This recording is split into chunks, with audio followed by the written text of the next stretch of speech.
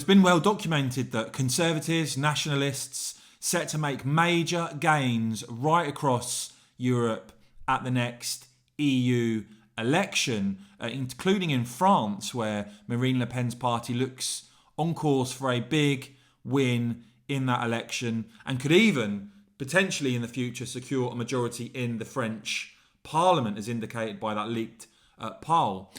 When it comes to the Netherlands, meanwhile, we know that Geert Wilders has admitted, despite his party winning the most number of seats at the last election and despite his party actually increasing their support to record high levels after the election, Wilders has actually conceded that he doesn't have the support from other parties to actually become Dutch Prime Minister. Though he is now saying that the time for giving away is really over, that he's going to negotiate hard, hoping that a cabinet can be formed, but only if it can deliver to voters what he promised.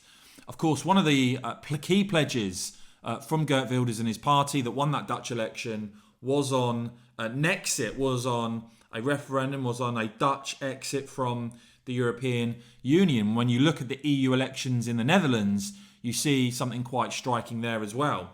That when it comes to the EU elections, and those numbers are compared to the last European election in 2019, you see Geert Wilders' party there, the PVV, a huge surge in support, up 18 points, leading there on 22%. You've got the Green Labour coalition down 14 points in second place on 16%, and the Liberal Conservative VVD in third on 13%. But that would mean Wilders' party would win 9 seats in the EU Parliament. And if you want a flavour as to the approach that those are likely to be taking, this was Wilders setting out him and his party's position to Sky News a number of years back. You'd be able to do that, of course, if you followed Britain out of the European Union. Exactly. I mean, in order, we transferred our sovereign rights, not only when it comes to our monetary policy or our budgetary policy, but also our immigration policy.